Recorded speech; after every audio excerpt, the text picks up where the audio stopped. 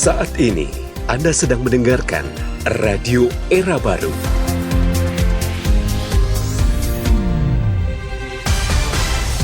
More green, more sustainable. Green Radio Line.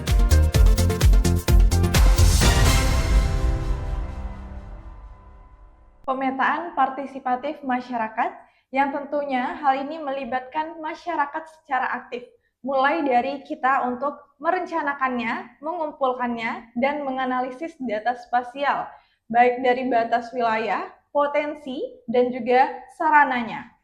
Untuk pemetaan masyarakat. Halo sahabat Green, dalam billing kita kali ini, Bincang Lingkungan, bersama saya Kana Widiantara, dan di samping saya sudah ada sosok hebat, yaitu Bang Ahwan Binawan, yang biasa disapa dengan Bang Wewen. Baru saja terpilih menjadi Dewan Nasional Jaringan Kerja Pemetaan Partisipatif Masyarakat Region Sumatera. Halo, apa kabar Bang Wewen? Halo. Baik, terima kasih Bang Wewen sudah meluangkan waktunya untuk hadir di Studio Green Radio Line. Ya. Baik, sahabat Green, kita sudah melihat bahwasannya isu persoalan iklim yang terjadi mulai dari tataran lokal, baik di setiap wilayah ataupun daerah, itu memiliki persoalan iklim yang berbeda-beda. Begitu juga untuk cara kita menanggulanginya berbeda pula. Nah, sesuai dengan topik pembahasan kita kali ini, kita akan membahas tentang pemetaan partisipatif masyarakat diperlukan untuk masa depan iklim. Nah, sebelum kita lebih lanjut membahas tentang topik kita, boleh nih Bang Wewen sedikit cerita tentang bagaimana sih proses pemilihan kemarin? Pemilihan yang mana nih? Pemilihan Abang menjadi Dewan Nasional ini? Oh, ya. Kemarin itu ada proses forum anggota JKPP ya, Jaringan Kerja Pemetaan Partisipatif.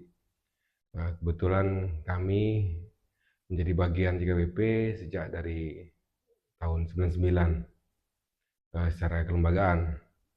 Lembaga saya kan Hakiki. Ya, Hakiki itu anggota JKPP. Kemudian saya secara individu juga menjadi anggota JKPP itu pada tahun 2020 kemarin. Nah, tiap 4 tahun sekali memang ada pemilihan kepengurusan baru yang kami sebut itu forum anggota. Kemarin itu forum anggota ke-9. Nah, tiap selain pengurus untuk sekretaris nasional yang di Bogor juga memilih perwakilan Dewan Nasional dari masing-masing region. Jadi saya terpilih dari mewakili itu region Sumatera. Oke, baik Bang Wewen. Selanjutnya boleh nih, sebelum kita masuk ke topik yang akan kita bahas nih, kan di sini terkait dengan pemetaan. Nah, jadi pemetaan yang kita bahas kali ini bukan tentang hanya koordinatnya saja, tapi bagaimana terkait dengan sejarahnya, kemudian bagaimana juga dengan keadaan budayanya, terkait juga dengan sosial politiknya, serta kehidupan dari manusia yang ada di dalam peta tersebut. Nah, untuk pertanyaan pertama nih, Bung Wewen, apa yang harus kita siapkan gitu untuk pemetaan partisipatif masyarakat ini? Dan langkah-langkahnya itu bagaimana di awal, Bang? Oke, mungkin apa yang perlu dipersiapkan ya? Perlu dipersiapkan pemetaan partisipatif di masyarakat. Iya, benar. Mungkin saya akan coba jelaskan dari apa itu pemetaan partisipatif dulu. Pemetaan partisipatif ini bukan hanya sekedar melakukan pemetaan yang hanya mengukur luas, batas atau jarak, tapi secara substansinya bahwa pemetaan partisipatif ini lebih mengutamakan peningkatan kapasitas atau pengakuan masyarakat dalam mengelola ruang hidupnya. Ya, ruang hidupnya bisa dalam bentuk wilayah adat, atau wilayah mata pencarian, atau wilayah desa, tergantung yang di mana mereka hidup dan memanfaatkan sumber daya alam di situ. Nah, untuk itu makanya pemetaan partisipatif ini menempatkan masyarakat sebagai subjek pelaku utama, dia bukan menjadi figuran. Jadi dialah pelaku utama dalam melakukan pemetaan partisipatif itu. Sebelum masuk melakukan pemetaan partisipatif itu, masyarakat itu harus menentukan tujuannya. Misalkan saya kasih contoh satu uh, pemetaan batas desa. Jadi harus didiskusikan terlebih dahulu di masyarakat bahwa mereka akan melakukan pemetaan batas desa. Tentu dijelaskan dengan secara teknis juga termasuk dalam bagian kebijakan pengakuan peta itu sendiri nanti di mana. Itu kayak batas desa tentu harus ada peraturan bupati ya yang menetapkan batas desa. Jadi tujuan ini didiskusikan di masyarakat sehingga terlibatan masyarakat menjadi lebih maksimal. Kemudian tantangan-tantangan yang dibayangkan akan dihadapi dalam proses pemetaan itu bisa lebih dulu istilahnya diurai ya, dipersiapkan sehingga tantangan atau risiko yang menyebabkan pemetaan batas desa itu gagal bisa mulai dihindari di awal. Itu dari pertama tujuannya harus dipahami dan didiskusikan oleh masyarakat. Kemudian ada semacam kesepakatan-kesepakatan yang dibentuk untuk misalkan dalam menghadapi risiko, misalkan batas desa itu sangat tidak heran kalau dia akan menemukan perselisihan batas. Sehingga mekanisme menyelesaikan perselisihan batas tadi sudah dipersiapkan dari awal. Jadi tidak saat ada masalah baru, ada konflik bisa gitu kan, baru mendiskusikan, tidak. Jadi dari kesepakatan dari awal kita tahu nih bahwa kemungkinan besar akan ada situasi yang tidak saling bersepakat untuk di satu batas gitu kan. Nah itu udah dibangun kesepakatannya. Nah kemudian apalagi ya, timnya harus legitimate, disepakati oleh masyarakat itu, kampung dan para pihak yang terlibat dalam pemetaan tadi. Jadi pemetaan bisa banyak. Ini saya contohkan di batas desa aja. Kemudian kalau dia perlu legitimasi secara kebijakan, diakui misalkan di-SK-kan oleh bupati timnya. Artinya itu juga perlu disiapkan di awal. Nah, contoh batas desa itu memang perlu prosedur itu. Ada SK bupati untuk tim penetapan batas desa. Itu satu contoh. Nah, untuk pemetaan tematik yang lain juga mungkin hampir sama, cuman tidak terlalu beda jauh. Misalkan kampung ini ingin membuat sebuah perencanaan ruang untuk masa depannya. Jadi dia akan sama mendiskusikan apa kriteria-kriteria yang perlu diperhatikan dalam menyusun rencana ruang, rencana kehidupan untuk masa depannya. Jadi itu banyak di diskusi-diskusi awal, makanya tadi sempat disinggung kan, sejarah, artinya identitasnya, kemudian kearifan lokalnya semua didata segala macam, kemudian baru dituangkan dalam bentuk geografi, dalam peta. Nah, sama tadi contohnya. Nah, terus selanjutnya setelah proses substansi tadi itu dilalui, baru bicara hal teknis, ada pelatihan teknis pemetaan. Nah, itu juga sama, tidak hanya menggambar peta saja yang dilatih, tapi juga penggalian data-data sosial ekologis yang ada di kampung itu juga perlu ada pelatihan. Yang melatih bisa saja dari kampung itu sendiri. Nah, yang fasilitator ini hanya membantu menjadi mediator ya. Misalnya bicara sejarah, tentu yang tahu hanya orang kampung itu kan. Ya, jadi itu yang dibongkar untuk lintas generasi bisa paham bahwa sejarah kampung ini seperti ini gitu. Termasuk batas desa tadi juga berdasarkan sejarah. Ada sejarah kesepakatan atau sejarah masa dulunya bagaimana mereka mengklaim wilayah desa tadi. Nah, itu juga yang tahu orang kampung itu sendiri dan kampung sebelah sebagai sepadan yang saling mengakui kan. Nah, jadi fasilitator hanya membongkar itu. Nah, teknis pemetaan sendiri tidak banyak, tidak porsinya sedikit, tapi yang lebih banyak itu pada data-data sosial dan yang akan mengisi data spasialnya gitu. Mungkin itu secara sederhana, mungkin kalau kurang dalam bisa dibantu dengan sebuah pertanyaan. Oke, baik, dari pernyataan dari jawaban yang Bang Oyen berikan tadi, kan ada tuh menyebutkan bahwasannya kita memerlukan banyak-banyak data. Nah, dengan masyarakat kita yang saat ini memiliki keterbatasan, mungkin ada tuh Bang untuk tools-toolsnya gitu. Kayak apakah ada bantuan dari pihak luar atau bagaimana tuh Bang? Terkait apa tuh data? Terkait dari pemetaan yang dilakukan, pemetaan partisipatif masyarakatnya. Ya, pemetaan partisipatif ini kan dia sebuah pengetahuan buat masyarakat. Mereka kalau punya kemampuan itu, artinya data-data tadi itu bisa mereka hadirkan. Karena pemetaan partisipatif ini seperti terminal dari berbagai keilmuan. Di situ butuh misalkan bidang antropologi untuk melihat etnografi kampung. Ya. Kalau melihat potensi ekonomi berarti butuh kemampuan ekonomi untuk melihat ekonomi subsisten di kampung barangkali, atau ekonomi pasar, atau potensi-potensi sumber daya yang bisa di ekonomi. Nah itu kan ilmuwan ekonomi tersendiri. Kemudian sejarah tadi masuk etnografi kan, masuk antropologi.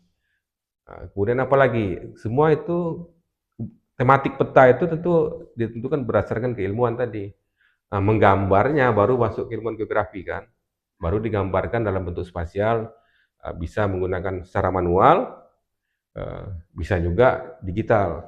Jadi tergantung kebutuhan dan tergantung juga ketersediaan dukungan tadi. Jadi tidak ada ketergantungan terlalu banyak ke pihak luar. Justru ini memang pemetaan yang sangat independen, bahkan di luar negeri itu menjadi counter mapping untuk mengkoreksi kebijakan-kebijakan yang memang menyebabkan masyarakat itu terjepit ya, ruangnya mungkin sempit oleh kebijakan. Nah itu mendiskusikannya bisa dengan menggunakan pemetaan. Artinya itu kalau yang bagian itu artinya ada tentang yang ilmu atau bukan ilmu ya, pengetahuan yang memahami kebijakan-kebijakan di pemerintah kan. Nah, misalkan Rimang Baling, kawan-kawan pernah ke Rimang Baling. Kenapa di dalam itu banyak kampung? Hasil penetapan SM-nya bisa jadi prosedurnya tidak melibatkan masyarakat. Nah, pemetaan partisipatif bisa menunjukkan wilayah hidup masyarakat tadi. Nah, itu yang didialogkan kepada pemerintah atau yang memegang otoritas di Suaka Marga atau Rimang Baling tadi.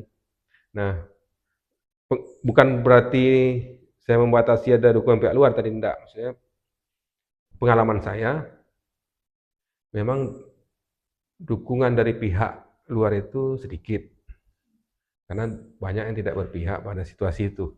Karena banyak pemetaan partisipatif ini digunakan untuk di Indonesia ya, mengkoreksi kebijakan ruang. Nah, contoh di Rimang Baling ada sekian kampung kan. Ada 20 mungkin 20 kampung yang memang tumpang tindih dengan SM. Hampir total semua kan. Artinya secara tak langsung masyarakat di situ masalahnya menjadi kriminalisasi kan. Jadi dia berada dalam kawasan hutan gitu loh. Artinya diskriminasi terjadi, pelanggaran HAM, ya, termasuk ya yang baru-baru ini kriminalisasi. Ada 3 warga yang ditangkap karena berkebun di dalam kawasan hutan. Padahal itu cuma 500 meter dari rumahnya dan itu tanah dari turun-temurun kan. Ditangkap. Itu faktanya bahwa kebijakan itu membuat masyarakat dikriminalisasi. Nah, pemetaan partisipatif digunakan untuk itu. Kenapa? Dan itu juga bergantung pada masyarakatnya sendiri dalam menggunakan pemetaan partisipatif. Banyak juga yang sudah lakukan pemetaan partisipatif, tapi tak mampu belum begitu dipahami, sehingga proses merespon kebijakan itu, kalau bicara kebijakan juga masih butuh didampingi lagi oleh pihak lain. Kalau secara alat, dia tidak butuh banyak dukungan dari pihak luar karena sangat sederhana. Ya, karena yang paling penting itu memang narasumber yang di kampung itu sendiri yang paling penting. Berarti kalau untuk dukungan dari pihak luar itu sangat sedikit sekali ya, Bang? Kebanyakan itu bisa dilakukan secara independen saja. Ya, pemerintahan partisipatif memang dilakukan secara independen. Kebutuhan pihak luar itu hanya legitimasi peta. Nanti setelah didiskusikan, misalnya batas desa, dia harus legitimasi, berarti ada peraturan bupatinya menyatakan itu. Artinya peta-peta masyarakat ini bisa menjadi indikatif untuk menghasilkan produk-produk di pemerintah. Kalau di bidang satu peta itu ada 86 jenis tematik peta kan. Nah, bisa diintegrasikan ke peta-peta kebijakan dan peta-peta pemerintah. Nanti kebutuhan pemerintah, mungkin pihak luar ini saya anggap pemerintah, itu legitimasi hasil peta itu. Misal peta wilayah adat, ya harus dieksekusikan oleh bupati gitu. Tapi kalau selebihnya, enggak terlalu bergantung pada pihak luar. Itu. Lalu kalau untuk ini Bang, tantangan dalam pembuatan pemetaan partisipatif masyarakat ini apa aja tuh Bang? Tantangannya bukan pada tantangan teknis kan, banyaknya. Karena pemetaan partisipatif ini kan digunakan selalunya untuk memperbaiki kebijakan yang memang bersentuhan langsung dengan masyarakat. Kemudian bisa juga digunakan untuk membuat rencana pemulihan, rencana kelola wilayah. Hingga kesulitan itu bisa menundukkan para pihak untuk bersepakat melakukan pemetaan, atau karena sebagai solusi kan, misalnya gini, contohnya Rimba Baling tadi, setelah masyarakat memetakan, secara administrasi desa dia diakui, bahkan secara masyarakat adat juga dia diakui, sudah ada perdanya ya kan, tapi tetap haknya masih jadi persoalan karena masih tumpang tindih dengan SM. Nah, proses membangun itu yang membutuhkan waktu, energi, dan yang cukup besar. Kadang menghadapi sehingga masyarakat jadi nggak sabar. Ini kayak gini-gini aja, hasilnya nggak ada kan. Nah, itu menjadi masyarakat nggak sabar. Artinya lebih sulit tantangannya itu dalam mengelola orang, masyarakatnya. Itu yang paling sulit. Berarti dalam tantangannya ini lebih kepada masyarakat yang ada di daerah pemetaan itu sendiri. Masyarakat dan para pihak yang paling sulit itu. Kalau dari sepengalaman Bang Wewen nih, untuk cara Abang mengatasi permasalahan kayak gitu gimana tuh? Kalau kami biasanya tidak langsung ngajak pemetaan, jadi kita ke kampung mendiskusikan dulu, membangun sebuah pemahaman atau konsensus terhadap wilayah mereka sekarang dan bagaimana masa depan. Misalkan saya contohkan kampung misal Rantau Baru di Pelalawan. Dalam contoh kasus perkebunan kelapa sawit. Nah, jadi kita belum masuk pemetaan ini, tapi baru mendiskusikan apa praktek atau sumber penghidupan kampung. Ada nelayan, kemudian beralih untuk yang baru alternatifnya sawit. Nah, kelapa sawit itu di wilayah itu tidak cocok karena dia Rantau Baru ini kan rawa. Bahkan sudah ada bisa sebagai contoh lah ya, sudah 5 kali menanam sawit itu. Bahkan sudah ada yang sampai umurnya ada 3,5 tahun, 4,5 tahun, karena banjir mati. Dan itu sudah berulang sampai 5 kali nanam. Artinya tidak ada pembelajaran di kampung masyarakat bahwa itu nggak bisa tanam sawit loh. Berarti mereka tetap memaksa untuk melakukan tanam sawit, padahal udah 5 kali gagal panen Iya, semua itu tuh satu Bang. contoh. Jadi Mm. saya juga sering terus mendiskusikan ini. Mau coba lagi, saya kan tidak terlalu menekan, oh jangan coba dari 5 kali gagal. Apa kita Benar-benar. mau coba yang ke 6 kali, 7 kali, boleh aja. Saya kan sampai mereka paham bahwa itu memang nggak bisa ditanam sawit. Mungkin bukan hanya kelapa sawit, tanaman apapun nggak bisa ditanam kecuali hutan, karena aslinya dulu itu hutan. Tempat mereka mencari ikan, dia rawa kan. Bikin kanal dan sebagaimanapun, itu tetap gagal. Ada satu perusahaan di situ juga yang izinnya HGU, juga gagal menanam sawit. Karena wilayahnya secara geografi, nggak bisa, nggak cocok. Nah, itu menjadi soal dalam rencana pemetaan, misalkan. Harusnya itu kan menjadi wilayah lindung. Masyarakat butuh itu untuk ruang ekonomi. Jadi pertanyaan tadi kan bagaimana itu ya, ya terus dilakukan edukasi, nggak bisa dipastikan kapan itu kita punya kesepakatan oke ini jadi lindung, nggak bisa. Jadi akan kurang apa 5 kali praktek nanam kelapa sawit gagal, kemudian ada perusahaan besar juga gagal, itu kurang cukup loh untuk meyakinkan masyarakat bahwa itu tidak bisa ditanam kelapa sawit. Berarti udah sebanyak itu contohnya pun Iya, masih kurang cukup bagi dekat depan masyarakat. mata tiap hari dilewat. Susah.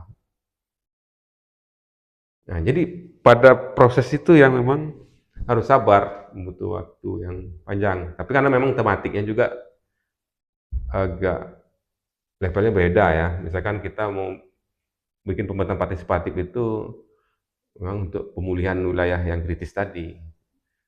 Memang tentu dengan situasi hari ini di kampung itu masyarakat masih sulit ya, sehingga kesulitan secara ekonomi dan lain-lain ya.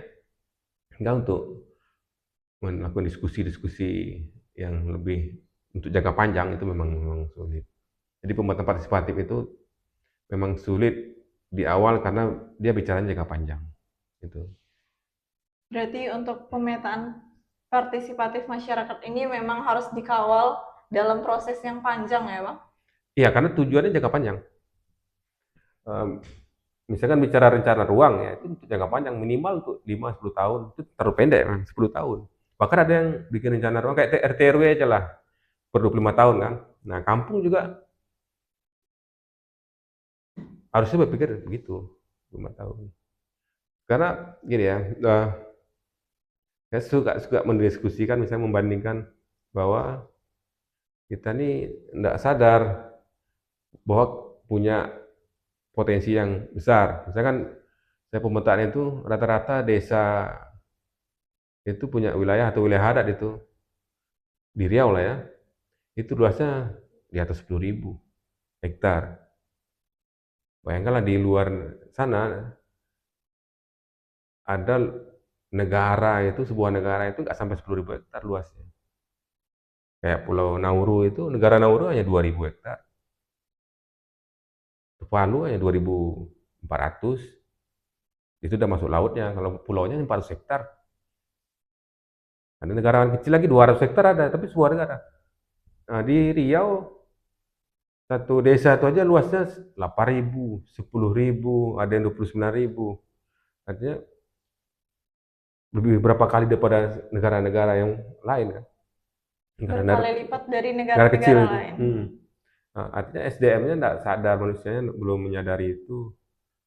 Makanya pemerintahan partisipatif itu membuka itu, pengetahuan untuk melihat kembali bagaimana mereka mengelola wilayah hidupnya. Gitu.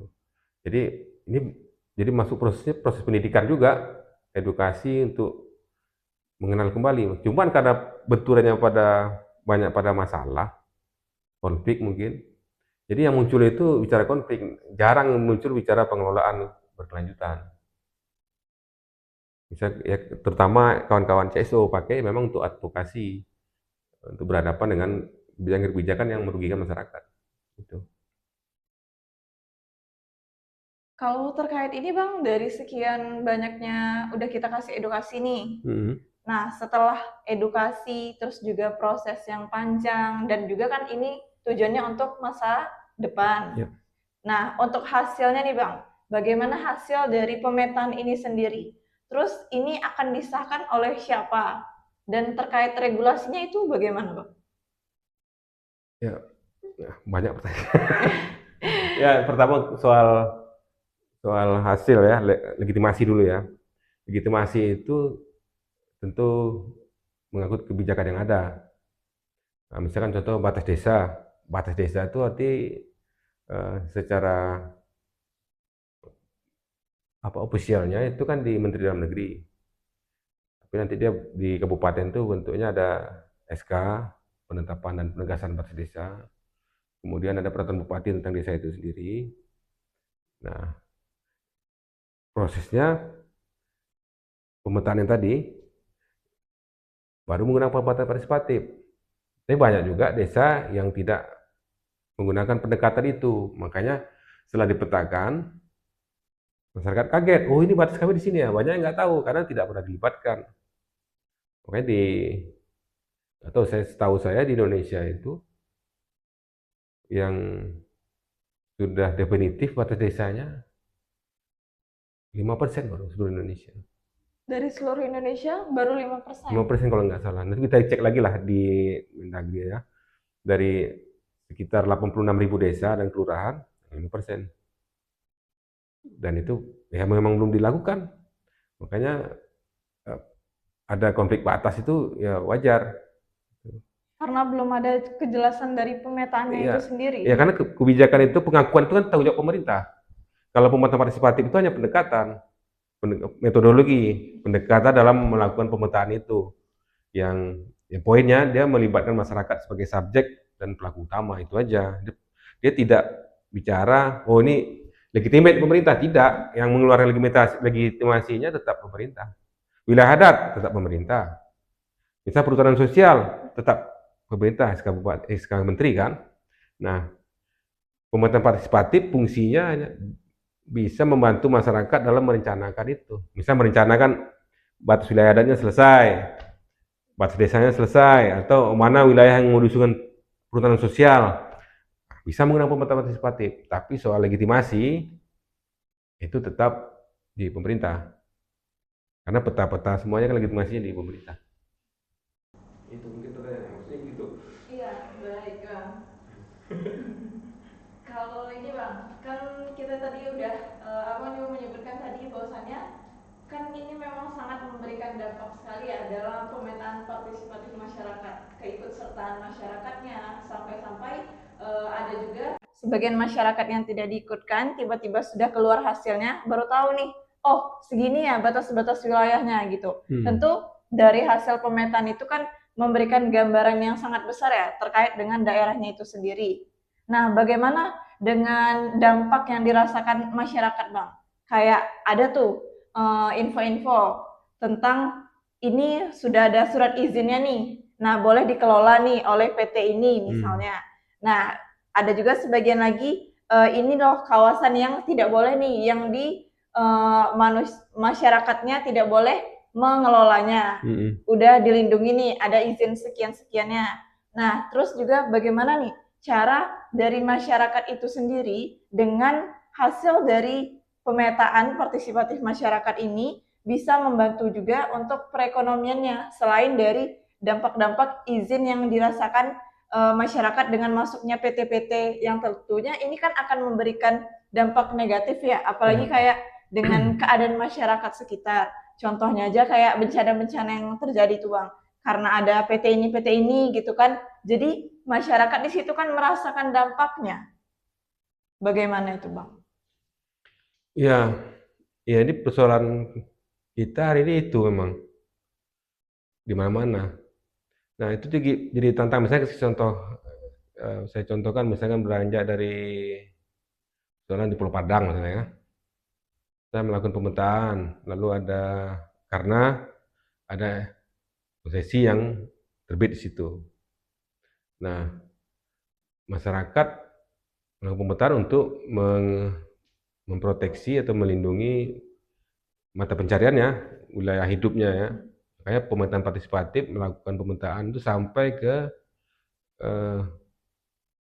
tata guna lahan, kemudian sampai ke pemilikan. Jadi Misalnya satu keluarga punya kebun karet 2 hektar, ya untuk hidup 5 jiwa gitu kan, penghasilan sekian, umur karet udah sekian. Nah, sampai sedetail itu untuk merespon bahwa, ada kami loh dalam konsesi yang diberikan oleh pemerintah. Nah, jadi masyarakat minta engklave atau cabut ya izinnya itu. Nah, suara dari masyarakat jelas, tegas, cabut. Kita menghadapi yang kebijakan yang, eee, bilang banyak hal yang tak lazim dinormalkan. Maksudnya gini ya, contohnya yang lazim tak lazim tapi dinormalkan. Ya, misal kayak gubernur kita 4 sudah proses korupsi kan. Itu kan tak lazim, tapi normal kalau gubernur Riau, belum bupatinya. Itu yang tak lazim jadi normal. Sama kayak proses izin masuk itu bagi masyarakatnya jadi suatu normal. Yang normal kalau dia ngambil ruang masyarakat, lalu berada di rumah, tiba-tiba di kampungnya jadi izin itu jadi normal kan. Masyarakat yakin korupsi, izin itu ada korupnya segala macam. Ya karena ya udah terbiasa kita dikasih hal yang tak lazim jadi normal itu. Jadi sampai di kampung-kampung semuanya pesimis kalau bicara itu. Nah, situ yang sulit dalam memulai pemerintahan partisipatif, menemukan semangat karena sudah terlanjur pesimis. Misalkan Pulau Padang itu abrasinya cukup tinggi dari berbagai pihak ngasih data abrasi tinggi. Kemudian subsidinya terus jalan. Misalkan kalau konsesi yang baru oke 10 cm per tahun awal. Lalu data mereka menyampaikan tahun berikut-berikutnya linier 4 cm. Artinya tetap turun. 10 tahun udah 40 cm kalau 4 cm kan. Nah, artinya pulau itu terus subsiden. Nah, itu kan fakta yang kuat wah, untuk bisnis yang mengarah membuat krisis pulau-pulau kecil itu tadi kan harusnya segera dihentikan. Cuman kebijakannya ada, faktanya ada, tapi itu juga nggak dihentikan. Jadi memang susah menjelaskannya di masyarakat tuh. Eh, kita harus advokasi begini, nggak bisa karena jelas kebijakannya ada. Pulau kecil di bawah 200.000 masuk pulau kecil, Rupat, Bengkalis, Pulau Padang dan Merangsang Meranti itu semua setiap pulaunya di bawah 100.000, di bawah 200.000 hektar. Artinya apalagi dia karakternya gambut, artinya sangat rentan kan untuk abrasi. Ya contohlah kalau kita ke Meskom Pulau Bengkalis, yang HGU Meskom itu abrasinya mengerikan itu. Tapi kan Abrasinya tinggi banget. iya. Nah, kita bikin perencanaan misalnya di situ, ini ada forest mangrove. Pasti akan sulit implementasinya karena legitimasinya nanti dari pemerintah. Mau enggak dia mengurangi izin itu? Kayak Pulau Padang subsidinya pasti ada, mereka sendiri yang nyebut datanya. Mau nggak itu dirubah kan? Nah, itu kesulitannya menghadapi kebijakan.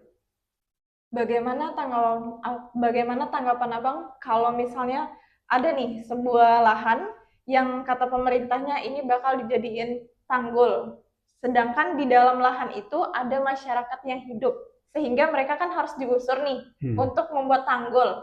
Nah, itu menurut pandangan Abang, bagaimana kalau misalnya terjadi hal seperti itu, tujuannya sebenarnya memang ingin membuat tanggul, atau sebenarnya itu ada pengambilan lahan lagi? Nah, disitulah sebelum pemetaan partisipatif dilakukan, memang kita bersama masyarakat harus mengenali itu dulu, tanggulnya tanggul apa, fungsi tanggulnya apa. Jadi tidak buta juga melihat, oh ini akan menuduh bahwa ini akan mengambil ruang hidup masyarakat. Misalnya kalau di tanggul, mungkin di Meskom atau di Tanjung Belit pula, di Tembilahan ya, atau di Rangsang saya pernah lihat di Pulau Rangsang, karena abrasi yang tinggi, mereka butuh tanggul untuk melindungi sawahnya dari laut, gitu. Jadi harus dipastikan itu dulu, kemudian kalau memang iya itu akan mengambil ruang hidup masyarakat, baru dilanjutkan ke diskusi pemetaannya. Kami pernah dampingi misalkan salah satu suku Redu di Rendu. Itu menghadapi PSN pembangunan waduk Mbai. Nah, pembangunan waduk itu secara tujuan dari narasi ini pemerintah adalah menghadapi krisis air 20 tahun lagi. Terus wilayah yang akan digenangi sekitar 600 hektar. Dan 600 hektar itu betul memang pemukiman. Memang pemukiman semua? Ya, sebagai 600 hektar tuh, Bang? pemukiman ada 3 kampung. Jadi kita bantu pemetaan, memetakan pertama wilayah adatnya, kemudian tata ruangnya, mana yang padang pengembalaan, mana yang untuk sawah, mana yang untuk kebun, kemudian pemetaan kepemilikan, mana yang komunal, mana yang sudah dimiliki per keluarga, kemudian pemetaan aset tanam tumbuhnya, aset terbangun, semualah untuk penghitungan ganti rugi itu kan. Pemerintah bilang ganti untung.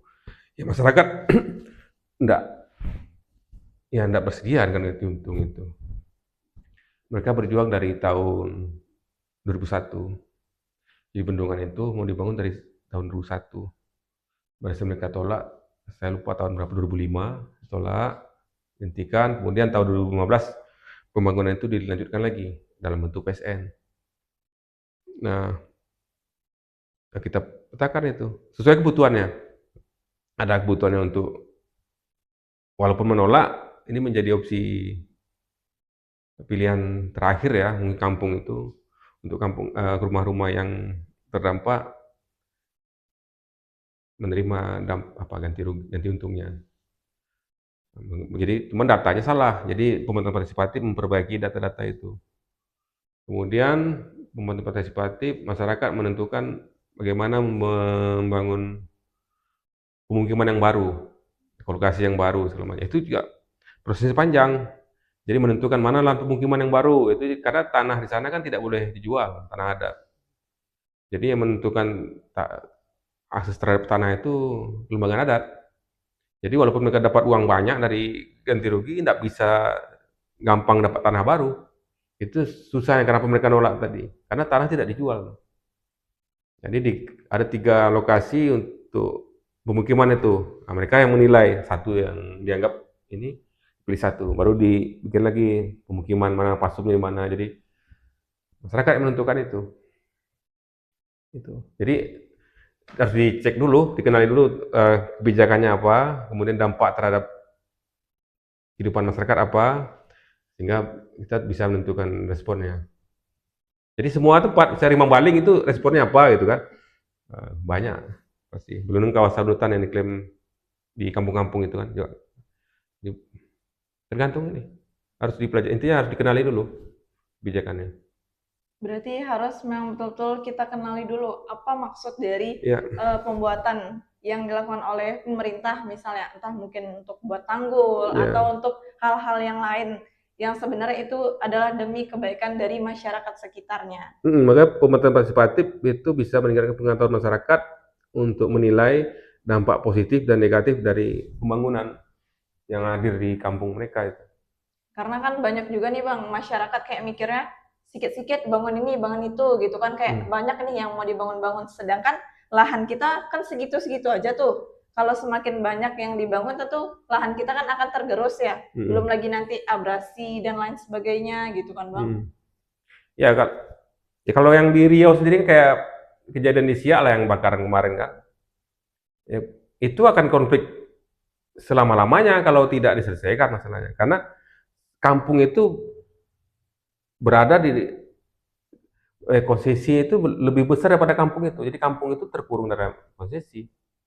Jadi akan konflik terus-menerus. Nah, artinya itu harus direspon kan. Jadi pemetaan partisipatif, lalu ini wilayah kami bagaimana segala macam, jadi menjadi diskusi. Dan itu harus sama sih. Enklave atau apa nggak tahu. Tapi intinya pasti konflik kalau dibiarkan aja. Orang kampungnya lebih luas konsesinya daripada kampung itu. Iya loh Bang, Hmm. konflik lah itu. Hmm. Luas pula konsesinya Hmm. daripada kampungnya. Padahal masyarakat yang di kampung itu tinggal di situ dulu. Tinggal di situ Hmm. ditetapkan karena proses penetapan tadi itu lagi-lagi nggak ngelibatin masyarakat di situ, ataupun melibatin hanya bagian ya, oknum segala macam. Ya, kalau dilibatin semua pasti dari awal udah ketahuan kayak Pulau Padang itu kan jelas menolak siapa gitu kan. Tuh. Kaitan erat banget ya Bang terhadap keadaan masyarakat sekitar, makanya kita memang betul-betul harus melakukan pemetaan partisipatif ini agar masyarakatnya pun tahu ini lahan mereka mana-mana aja dan luasnya berapa aja. Kemudian juga apa dampak yang masyarakat rasain dari Hmm. banyaknya pembangunan atau apapun yang masuknya orang pihak dari luar, entah mungkin kayak PT-PT ke dalam kawasan masyarakat itu sendiri. Terus Bang, ini tentu berkaitan erat kan Bang dengan keadaan iklim. Hmm. Nah, apalagi keadaan iklim kita sekarang kayak karhutlah, ya kan? Ya. Kemudian juga tentu ini akan memberikan efek yang sangat banyak kepada masyarakat, terutama yang tinggal di kawasan-kawasan yang terkena bencana itu sendiri, begitu Bang. Ya. Hmm. Bisa coba mungkin cerita dari kampung lah mungkin ya. Mungkin dari Rantau Baru. Rantau Baru itu wilayah adatnya lebih kurang 10.000 hektar. Dia terbagi oleh Sungai Kampar di tengah-tengahnya. Dan sebagian besar wilayahnya itu ditetapkan sebagai HGU. HGU untuk kelapa sawit, ada juga tambang gas, dan ada juga HTI. Nah, secara geografis, wilayah mereka ini strategis untuk perikanan air tawar. Jadi, selain masyarakat setempat, masyarakat adat itu 100% adalah nelayan hidupnya, mata pencariannya, dan kampung sekitar juga sebagian nelayan juga ngambil ikan di situ. Bahkan orang sampai Pekanbaru, mungkin hampir satu Riau, sebagian pernah ngambil ikan di sana. Itu jadi rutinitas, mancing segala macam. Nah, wilayahnya memang strategis untuk perikanan, karena dia pertemuan Sungai Kampar Kanan dan Kampar Kiri kan. Jadi rawanya agak luas, ikan pun banyak di situ. Nah, menurut pengakuan masyarakat, semenjak lebih dari 20 tahun kemarin, memang ikannya menurun. Penyebabnya bisa jadi karena memang yang ngambil ikan lebih banyak, pemancing dan lain-lain. Kedua, karena hutannya habis. Dulu 20 tahun lalu wilayah itu hutan. Jadi kalau musim banjir pun dalam hutan itu masih bisa mengambil ikannya. Nah, hutan itu habis untuk perkebunan kelapa sawit. Itu saya bilang tadi, di luar izin tadi juga ada perkebunan kelapa sawit yang non berizin, yang mati-mati tadi tuh contohnya. Karena itu bentuk tidak cocok tadi. Bahkan yang di HGU pun tidak cocok, mati juga. Nah, dulu di dalam HGU atau perkebunan sawit yang gagal tadi itu tempat masyarakat mencari ikan tiap hari. Itu ikan paling banyak. Berarti awalnya itu lahan adalah tempat masyarakat mencari ikan, Ikan, tapi diubah menjadi perkebunan kelapa kelapa sawit. sawit. Nah, sehingga apa sungai itu dan rawa itu terfragmentasi oleh kanal-kanal HGU. Berubah alurnya, kemudian ya krisis lah, kritis. Kalau hutan kan tutupannya tinggi, jadi sehingga matahari nggak begitu masuk ke bawah. Jadi nggak banyak rumput. Kalau sekarang tuh karena hutannya habis, kebun sawit pun gagal, itu jadi rumput semua.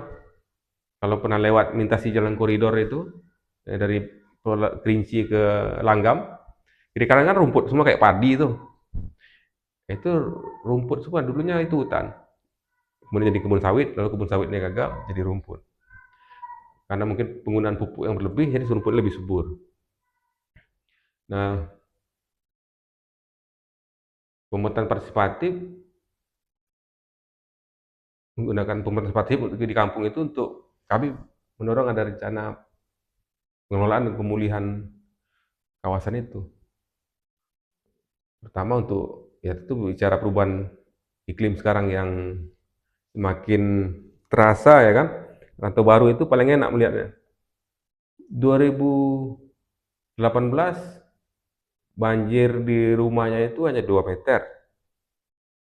Sekarang tahun berapa saya lupa, naik 1 meter lebih, sekarang naik lagi. Jadi udah hampir 5 meter dari permukaan tanahnya. Hanya dalam kurun waktu 5 tahun. Dalam kurun waktu 5 tahun sudah hampir mencapai 5 meter. Iya, dari banjir biasa setiap tahun mereka banjir 2 meter. 2018 itu naik 3,5 meter. Jadi ini rumah panggung, banjir berikutnya melewati lantai rumah panggungnya, bikin panggung lagi di dalam. Udah melewati lagi panggung yang itu, panggung darurat lah ya. Nah, ini kawan-kawan pernah dengar, misalkan di Pelalawan itu sering banjir yang di daerah Kemang itu. Pernah dengar kan? Yang di aspal itu. Dulu kan nggak ada. Itu kan satu aliran itu dengan Rantau Baru itu makin tinggi. Apakah jalan yang turun atau air makin tinggi? Airnya makin tinggi juga.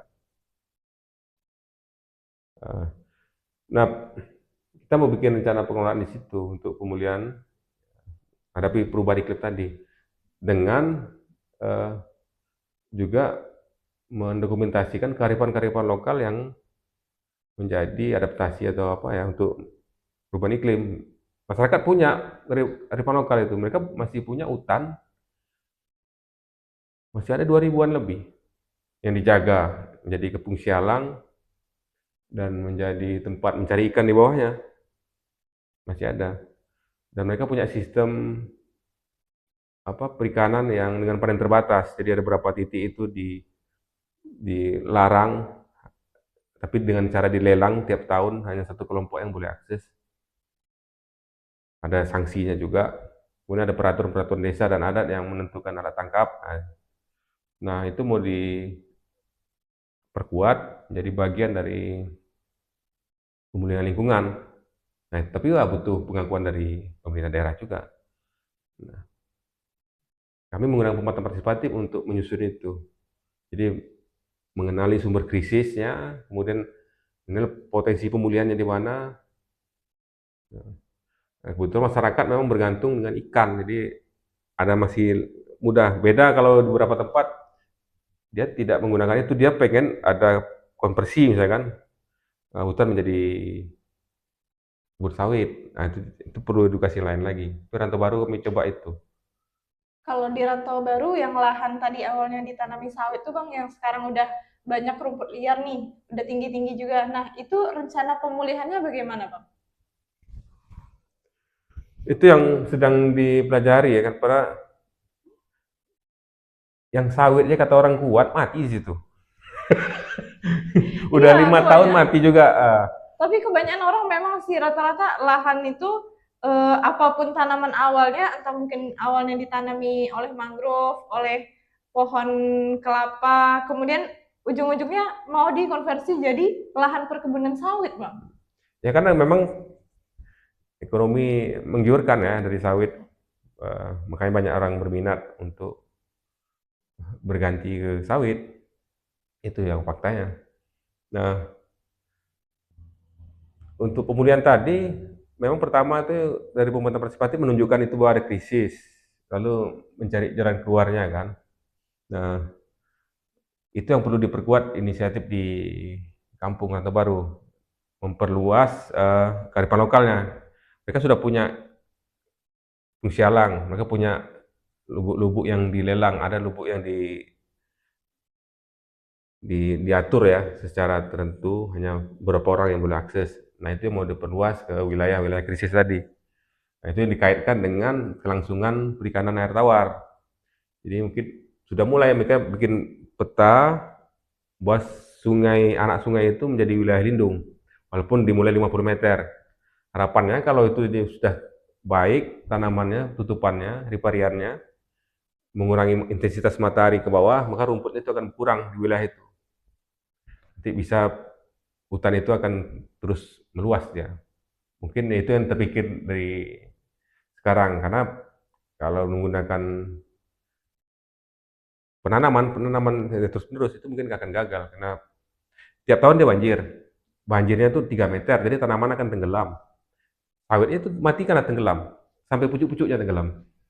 Bukan bawahnya yang tenggelam, pucuknya tenggelam maka dia mati.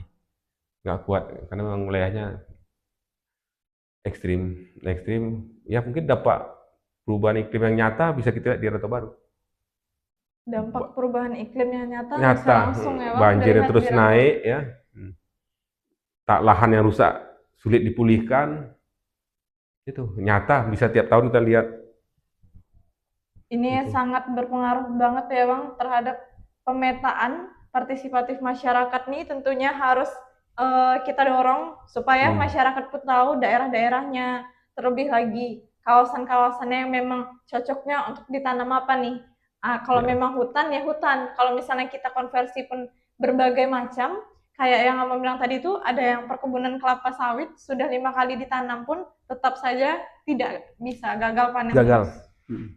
Itu pemetaan partisipatif menjadi panduan untuk masyarakat menata ruangnya, menata masa depannya untuk kehidupan jangka panjang tadi.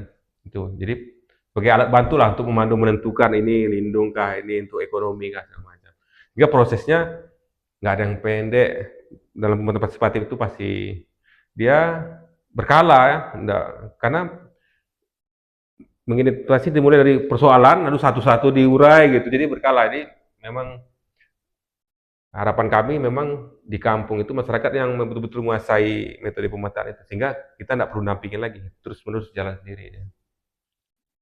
Kalau enggak kita yang berulang juga ke kampung, ngasih tahu lagi, ingatkan lagi, diskusi lagi, belajar lagi gitu. Kalau terkait ini Bang, tadi ada menyinggung tentang kearifan lokal masyarakat yang ada di sana. Nah, itu bagaimana dengan kita kaitkan keadaan masa depan iklim? Nah, dengan studi yang tadi Bang, kearifan lokal masyarakat itu. Ya, kearifan lokal kami pikirnya menjadi potensi untuk menjadi bagian dari keadilan iklim. Karena inisiatif yang cukup kuat, ya, mungkin di Rantau Baru ya, ada Kepung Sialang persukuan, yang kalau Kepung Sialang aja berdasar pemetaan kita kemarin itu sekitar 800 hektar. Belum lagi tambah rimba kepungannya itu ada 2000. Di 2800 total yang masih hutan, dan itu yang masih dipertahankan. Tapi dipertahankan hanya berdasarkan inisiatif masyarakat ya. Nggak kita bisa pastikan ke depan apakah masih bisa bertahan atau tidak. Jelas itu dipertahankan. Ya, kearifan lokal mampu hari ini menjaga itu. Kemudian kearifan lokal mampu menjadi sumber mata pencarian sebagai nelayan tadi. Mungkin hanya tidak di Rantau Baru, semua di sepanjang Sungai Kampar itu nelayan ikan air tawarnya atau nelayan sungainya masih banyak yang memang menjadi sumber mata pencarian utama itu. Jadi kalau bisa dipadukan antara kearifan lokal dengan rencana apa orang bilang transisi hijau kah, atau rencana pemulihan ekosistem, itu sangat cukup kuat karena pelibatan masyarakatnya jelas di situ. Mungkin itu potensi yang sangat bagus. Baik sahabat Green, sama-sama kita ketahui bahwasannya tempat untuk pemetaan masyarakat, tempat untuk pemetaan partisipasi masyarakat itu. Baik sahabat Green, sama-sama kita ketahui juga dari pembahasan bersama Bang Wewen tadi bahwasannya sangat penting sekali dilakukannya pemetaan partisipatif masyarakat, sehingga masyarakat itu pun tahu yang mana kelompok-kelompoknya, yang mana batas-batas wilayahnya, dan juga tentu memberikan dampak, terutama untuk masa depan iklim ke depannya, yang akan berdampak juga ke masyarakat, apalagi kehidupannya. Mulai dari mata pencariannya, kemudian keadaan untuk mereka hidup saja. Kalau misalnya tergerus abrasi terus ya Bang, nah tentu mereka di mana lagi lahan mereka akan hidup, sedangkan lahan kita segitu-segitu aja tetap. Nah, bagaimana ke depannya? Boleh nih Bang, dari Bang Wewen, bagaimana nih gerakan kita, kayak kami nih sebagai generasi muda.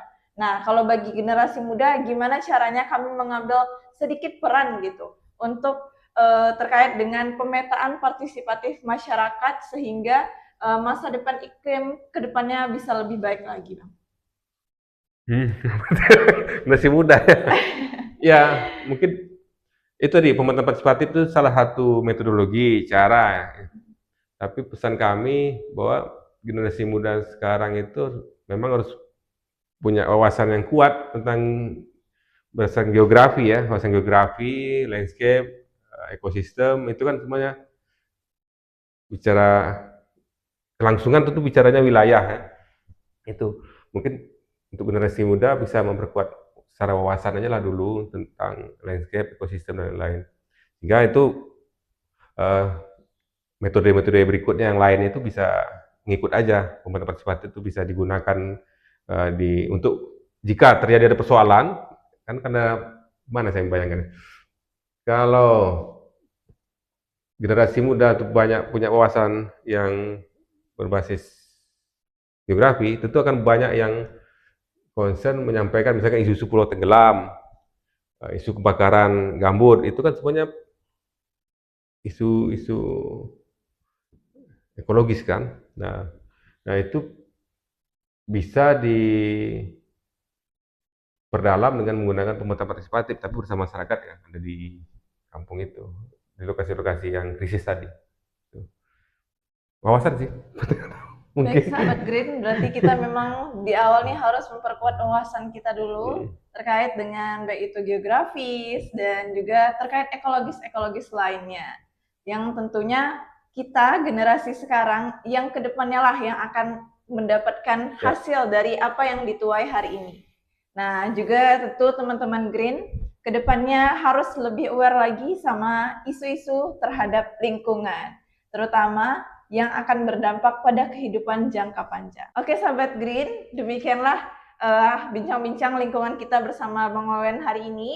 Kalau misalnya ada teman-teman yang mau komen atau mau memberikan saran terkait dengan ekologis, boleh komen di YouTube Green Radio Line dan stay green on Green Radio Line Beyond the Limit. Saat ini Anda sedang mendengarkan Radio Era Baru.